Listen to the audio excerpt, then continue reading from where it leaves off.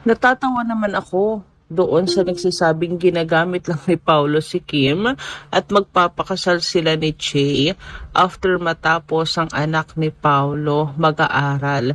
Anong ibig niyang sabihin? Pinapahirapan na muna pala ni Paulo pinapahiram na muna pala ni Paulo kay Eco si Jay bago kunin ni Paulo si Jay kapag tapos ng anak niya. Pwede pala ang hiraman na ngayon ng GF at wala naman sila ni Paulo. Ay nako, Kim Pao forever, take care always. And gusto nilang sabihin na rin na si Paulo Avelino ay irresponsableng ama na kesyo ginagamit po si Kim Chiu para mapatapos ng pag-aaral si Aki. Yun ba yun? After makapagtapos ni Aki sa pag-aaral, saka silang papakasal ni Che. Sa ngayon, nagnanakaw muna ng oras si Pao at si Che para magkita. Yung mga ganyang bagay, nakakaloka naman yung delusion ng mga taong ganito.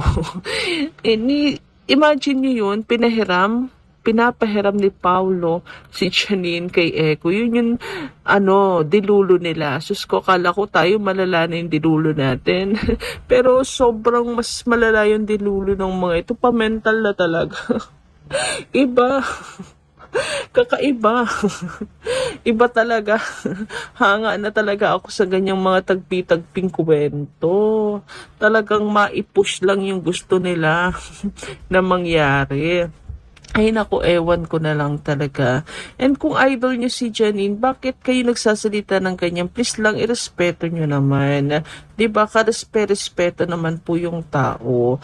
Kailangan din niya ng respeto. At kayo yung supporters. Dapat sa inyo nagsisimula yung respeto. Parang nangyayari, parang kami pa yung mas may respect kay Che kaysa sa inyo.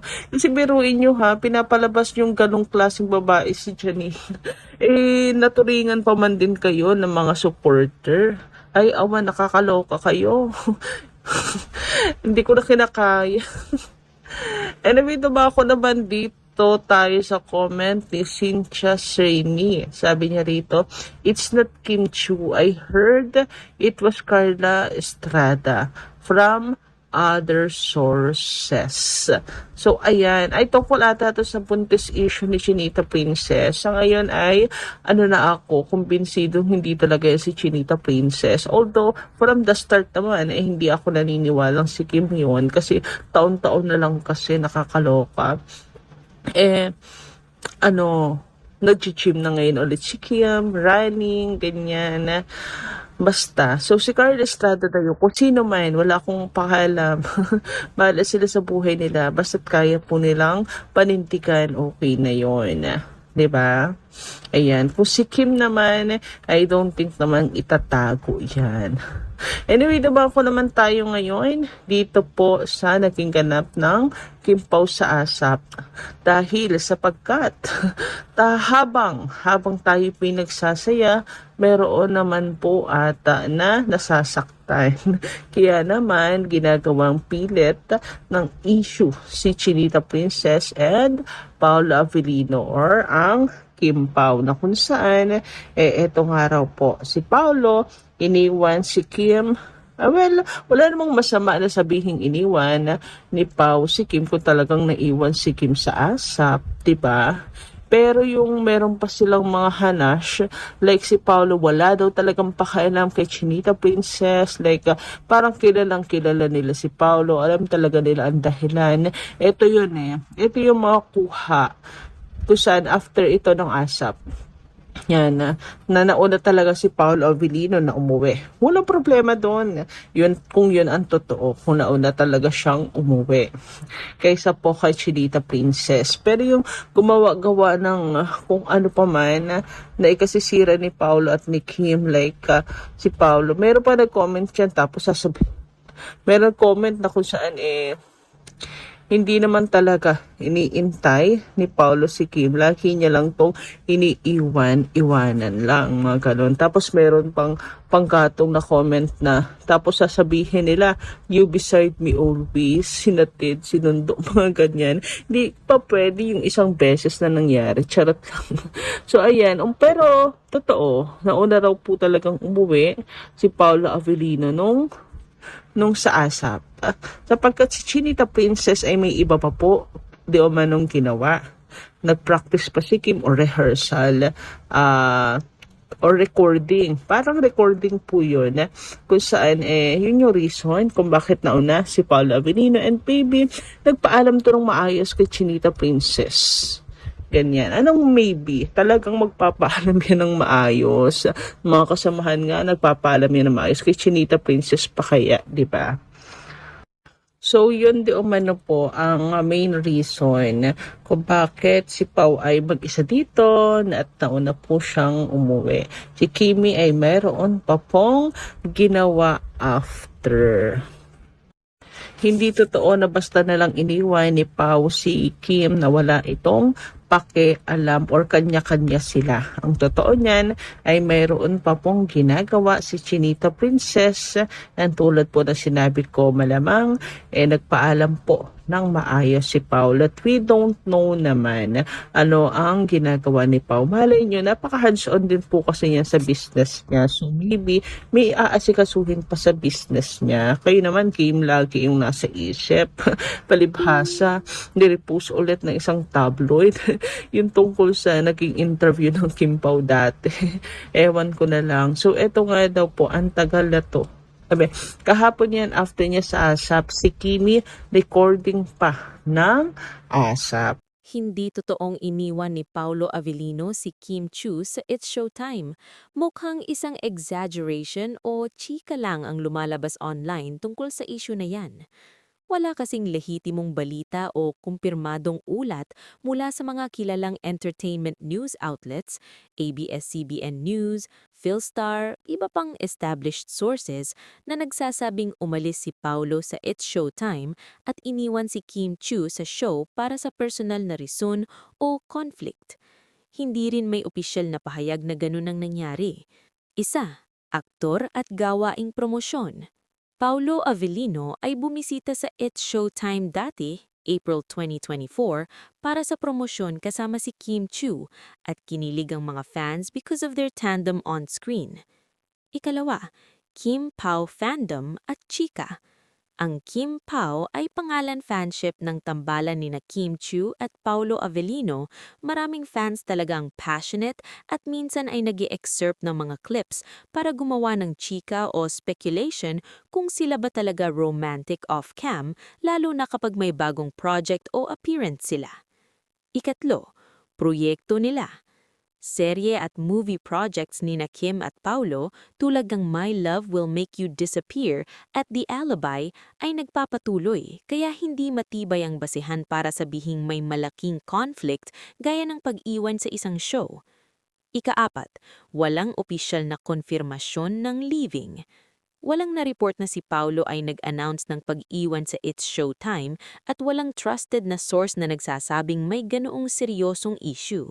Ang mga video o clips na kumakalat, halimbawa sa YouTube, ay kadalasan fan edits, speculative content, o chika lamang at hindi verified. Ang usapin na iniwan ni Paulo si Kim sa It's Showtime ay mukhang fan rumor o chika at hindi verified news. Ang kanilang tandem ay suportado pa rin sa mga projects at parehong aktibo sa showbiz. Ang mga reaksyon ng fans ay karaniwang bahagi ng fan culture na sobrang enthusiastic lalo na sa mga love team-style pairings. Una sa lahat, walang malinaw at opisyal na basihan ang alegasyong iniwan ni Paulo si Kim. Alam naman ng karamihan na hindi regular host si Paulo sa Showtime. Guest lang siya ron, kadalasan para sa promo o special appearance. Kaya kung may pagkakataong wala siya sa tabi ni Kim, hindi yon abandonment, kundi normal na scheduling at trabaho lang. Ikalawa, natural lang na pumalag ang Kim Pao fans. Matagal na nilang ipinagtatambagang ang tambalan dahil nasaksihan nila kung gaano ka-comfortable, kagaan at katutuuang samahan nina Kim at Paulo on-cam man o off-cam. Kapag may lumabas na balitang parang may pinapakitang lamat o issue, talagang magiging reactive ang fandom, lalo na kapag pakiramdam nila ay unfair o pilit lang ang intriga. Ikatlo, makikita rin dito kung gaano kalakas ang impluensya ng social media. Isang clip lang, isang screenshot, o isang out of context na pangyayari pwedeng gawing malaking issue. Minsan, mas mabilis kumalat ang haka-haka kaysa sa katotohanan, kaya mahalaga rin na hindi agad maniwala at tignan ang buong larawan. Dagdag pa rito, kung titignan ng bigger picture, walang indikasyon ng samaan ng loob between nina Kim at Paulo. Tuloy-tuloy ang respeto nila sa isa't isa, maayos ang pakikitungo at consistent ang suporta nila sa kani-kanilang projects. Kung may problema talaga, siguradong may lalabas na malinaw na senyales pero wala. Sa huli, ang balitang ito ay mas nagsisilbing patunay kung gaano kaprotektibo at ka-invested ang Kim Pao fans, hindi ebidensya ng tunay na issue. Minsan ang fandom ang unang nagiging depensa laban sa mga chismis at sa pagkakataong ito, tama lang na linawin at kontrahin ang maling naratibo. Sa madaling sabi, walang iniwan, walang drama, trabaho lang at fans lang ang masyadong nagmamahal. Sa totoo lang, ang balitang ito ay mas sumasalamin sa kultura ng fandom kaysa sa totoong nangyari.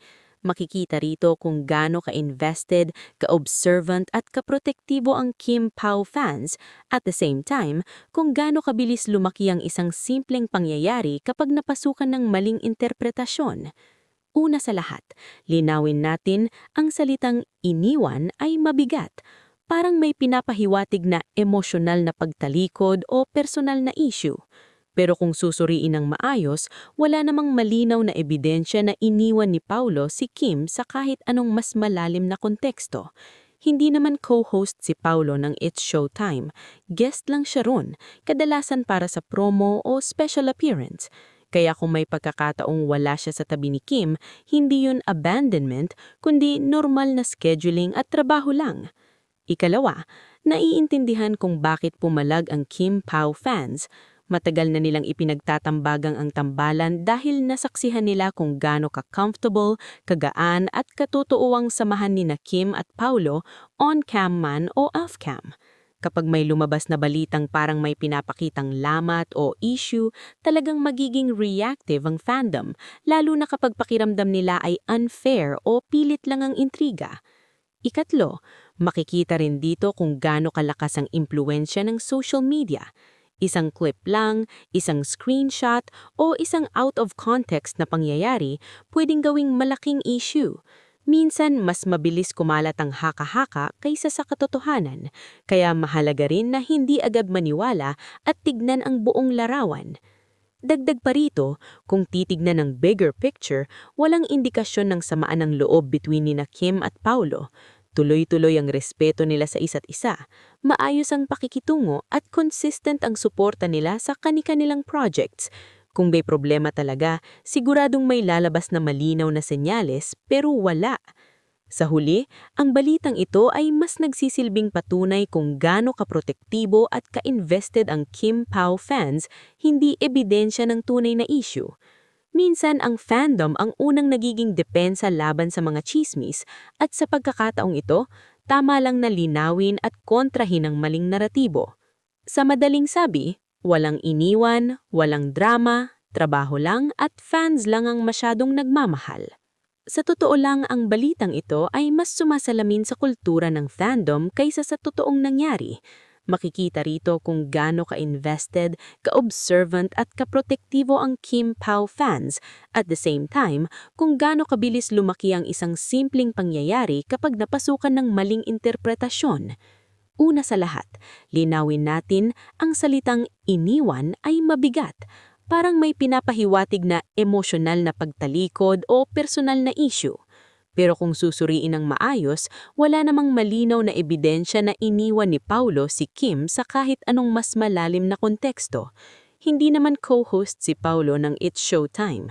Guest lang siya ron, kadalasan para sa promo o special appearance.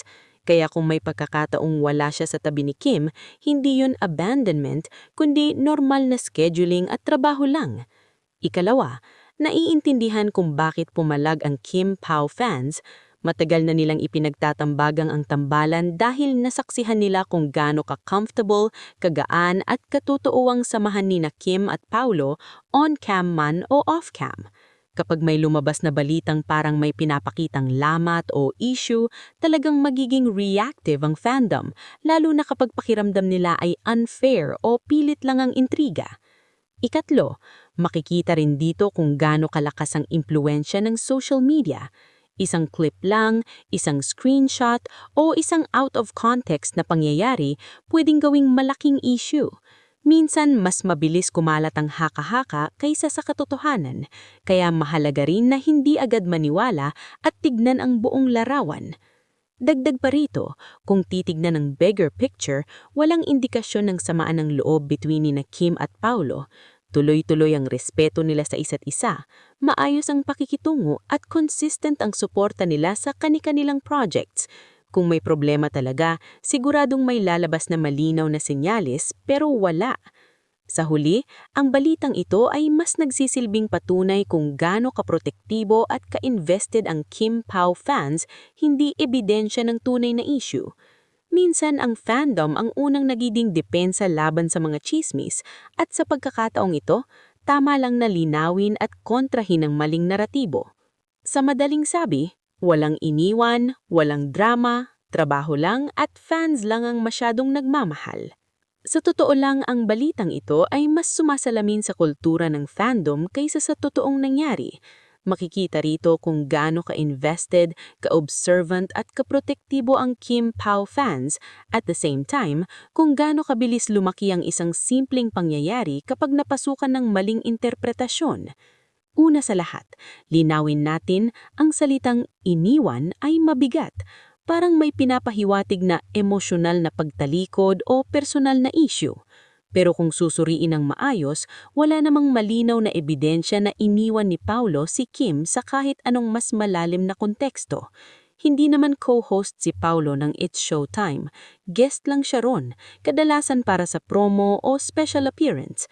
Kaya kung may pagkakataong wala siya sa tabi ni Kim, hindi yun abandonment, kundi normal na scheduling at trabaho lang. Ikalawa, naiintindihan kung bakit pumalag ang Kim Pao fans. Matagal na nilang ipinagtatambagang ang tambalan dahil nasaksihan nila kung gaano ka-comfortable, kagaan at katotoo ang samahan ni na Kim at Paulo on-cam man o off-cam.